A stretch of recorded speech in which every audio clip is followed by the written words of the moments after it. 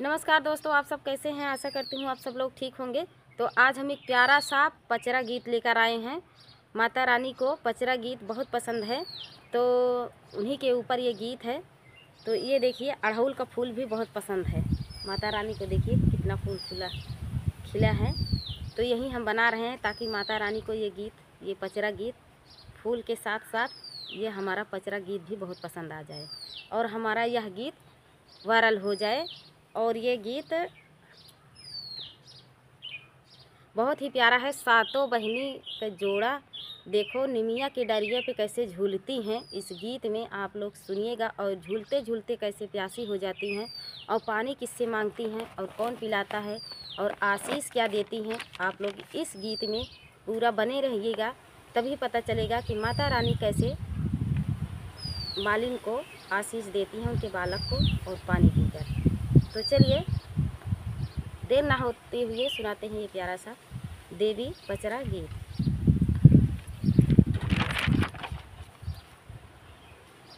निमिया की डरिया मैया पाड़ाबा झूलनवा हो कि झूलैला गिना, हो कि झूलैला गिना।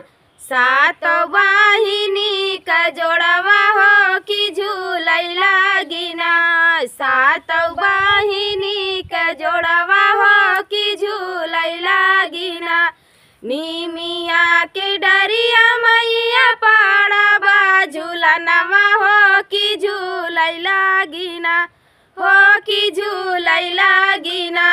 सात वाहिनी का जोड़वा हो कि झूलैला गिना। सात वाहिनी का जोड़वा हो कि झूलैला गिना। झूलतै झूलत मैया होई गई पियासी हो कि हेरैला गिना, हो कि हेरैला गिना। वो तो माली फूलवरिया हो कि हेरैला गिना। वो तो माली फूलवरिया हो कि हेरैला गिना। झूलतै झूलत मैया होई गई पियासी हो कि हेरैला गिना, हो कि हेरैला गिना। वो तो माली फूलवरिया हो कि हेरैला गिना। वो तो माली फूलवरिया हो कि हेरैला गिना। भीतरे निबाटू की बाहरे मलिनिया हो कि बूंदा एकना, हो कि बूंदा एकना। मालिन पानिया पियावा हो कि बूंदा एकना। मालिन पानिया पियावा हो कि बूंदा एकना।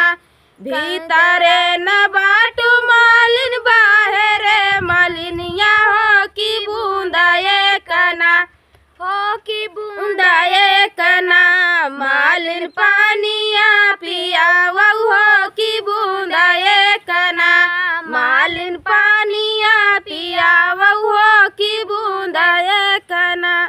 काई से का पानिया पियाई हमारी जननी हो कि हमारे को छेना, हो कि हमारे को छेना।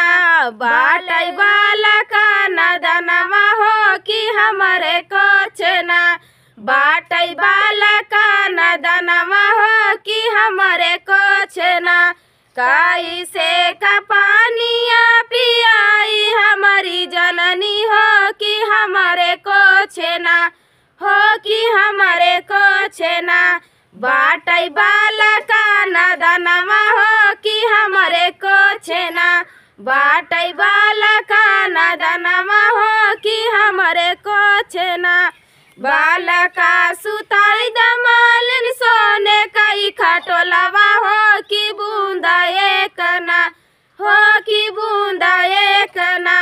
मालिन पानिया पियावा हो कि बूंदा एकना। मालिन पानिया पियावा हो कि बूंदा एकना। बालका सुदाई दमालिन सोने कई खलनवा हो कि बूंदा एकना, हो कि बूंदा एकना। मालिन पानिया पिया मालिन पानिया पियावहु हो की बूंदा एक ना। बालका सुताइन मालिन सोने कई खटोलवा हो की बूंदा एक ना, हो की बूंदा एक ना। माई के पानिया पियाइन हो की बूंदा एक ना, माई के पानिया पियाइन हो की बूंदा एक ना।